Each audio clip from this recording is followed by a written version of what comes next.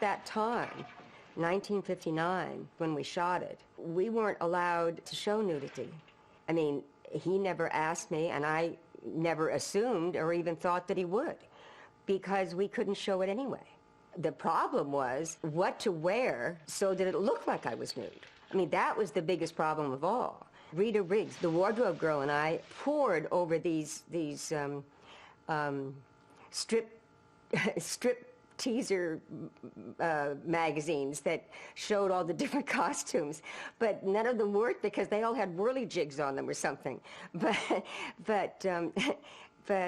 we were just looking for something that was very simple. That's when Miss Janet Leigh and I probably became very acquainted, because as a set girl at the time, it was my job to piece together and do a setup with the camera and see what would show. And she came up with the idea of this plain moleskin, which is you use for blisters. Dancers use it to put over a sore spot because it's adhesive on one side, and then it's a soft, almost flannel-like on the outside, and it's nude.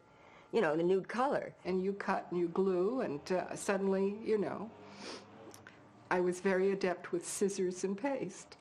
You put that over parts of your body, then, you know, everything's copacetic.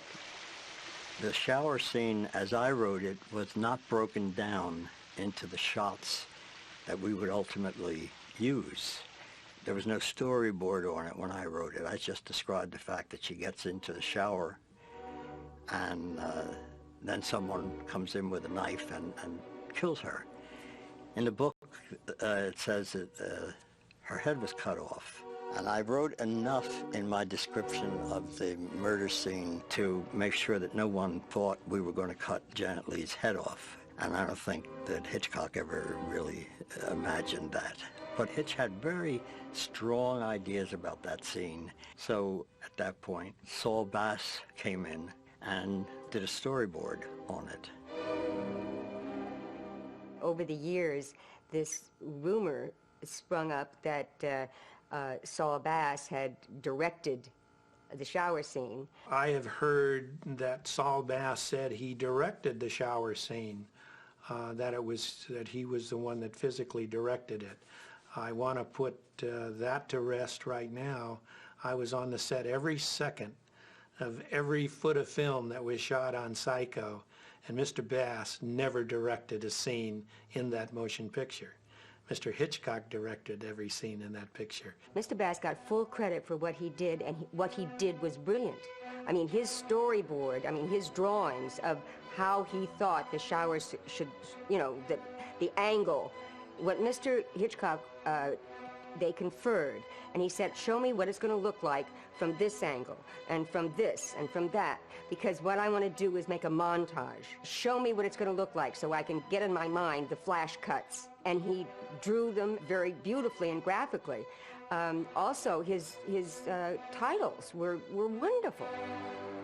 But to say that he directed it, I tell you that no one directed that scene except Mr. Hitchcock. The famous shower sequence of Psycho was shot on a set that was no more than 12 by 12, 12 feet by 12 feet. It was a very small, confined set. The shower sequence took up 1/3 of my shooting time, actually. I mean, I think I worked 3 weeks on the movie, and the shower sequence took 7 days, 7 shooting days.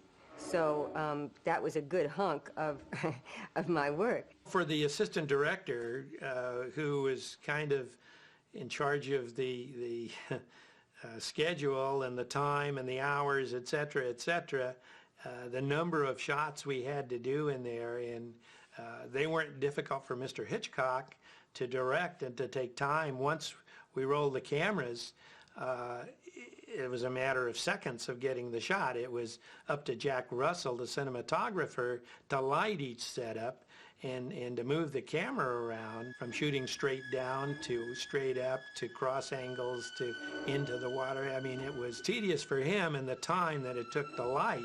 And then, of course, we had to have the warm water because we kept running out of that. We had tanks and had to heat them and keep them heated. There were many things we had to do that were behind the scenes. The actual shooting was easy. The water coming out of the shower head was a special rig. And it was made up in the special effects department. It was shot straight at the lens, and the camera was tilted at such an angle that the water never touched the lens. It was, today they've got ways of wiping the water and cleaning it that you don't know. But this was a special shower head. We were one of the first to ever work with a nude photo double, and that was all a secret and a hush-hush thing, and there were signs on the door, and we never allowed a visitor or anything in. Hitchcock wanted a nude model because he felt that a person who was naked professionally would be easier to deal with than an actress who had no experience being naked in front of hundreds of people. And he brought in a nude model, very nice young lady. It was quite charming to see the two of them standing there talking. Hitchcock here and the naked girl there. There was a nude model, absolutely, because for several reasons. One, he had to see what density of water and the shower curtain so that you couldn't see whether someone was nude or not. And you can't tell that unless you see someone nude, to know when to cut it off. You know, where you don't see it, where you think what you see, but you don't see it.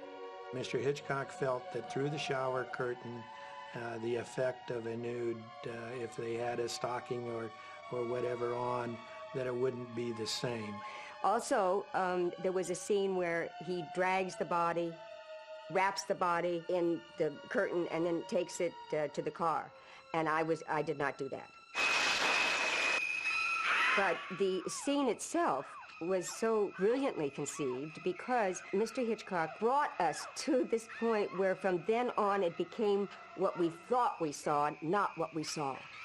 And he did that with his camera, with the editing, so that the audience finally just in this frenzy of chung, chung, chung, chung, each cut was like a stab of the knife. And eventually the audience said, in their mind, this was a knife, that was a knife, and it was a cut. And the cut is even indicative, the word cut, because to them, each cut was a cut. The sound that they used for the stabbing, he had the prop man bring different melons, and you know, he would stab the melons, and Mr. Hitchcock wasn't looking, but he knew what each one was, and he said the kasabi. The blood on Psycho, that was an area where we did a lot of tests ahead of time. Jack Barron and Bob Dawn, the makeup people, to get the precise, well, I guess, density of the blood. Of course, we were in black and white, so the color didn't make that big a deal, but the density was a problem. He tested several things. There was movie blood, what they, you know, used for movie blood in black and white. Then there was, I think he tested ketchup, and then he tested chocolate syrup, and he felt that the chocolate syrup read the best. The swirling of the blood into the drain took some time to get, because they look easy on the screen, but to get them the way Mr. Hitchcock wanted them took some time. I must tell you, there's a shot in the shower scene that was never used. That is one of the most heartbreaking shots I've ever seen, where the camera pulls all the way up, and we look down on the girl lying across the tub, and her bottom is bare, and there was objections to using that, and perhaps Hitch felt that it wasn't really necessary. Anyway, there was something very tragic about seeing this beautiful figure with the life gone from it. Probably the most difficult shot for me, and I think technically the most difficult, was the last shot where you know, with the eye, and then when they pull back into this long shot, because at that time they didn't have automatic focus. So when the camera moved, they had to keep focusing, hand focusing as they went back, which was extremely difficult. And for me, to get that glazed non-look and hold it was quite difficult. And also because the water was on there, and you know how when a drip of water, it tickles, you know, and so it was maddening. It's like having an itch and not being able to scratch it. There was one point when the camera was far enough away from me where they could not see if I blinked or something, you know, and he snapped his fingers so that I could, you know, relax a little bit. We did that, I don't know how many times. Hilton Green and I tried to remember the exact number of what take it was, but we know it was in the 20s.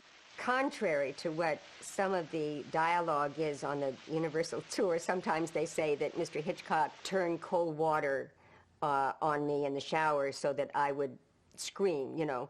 Well, that's exactly the opposite. He was so considerate of the temperature of the water that I would be comfortable, to the point where it almost caused a problem, because in this scene, I'm draped down with the head in position, and it's very uncomfortable, and the eye, and, you know, it's all, very, and the difficulties technically. Anyway, finally we're getting something going. It seems to be going right. I didn't blow it, you know, the focus was going right, and the steam from the water had gotten to the moleskin.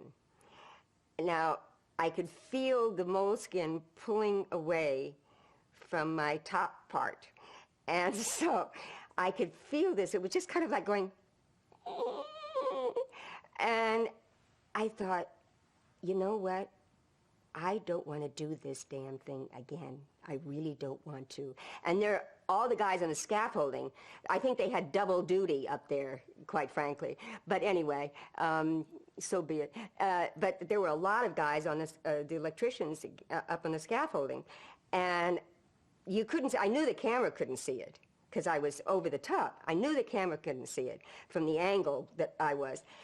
But I knew that they would get an eyeful. And I said, I'm not going to be modest, you know, let them look, because I'm not going to stop this shot. I am not going to stop this shot. And I didn't, and they did. Tony Perkins at that time was in New York and was not present at all.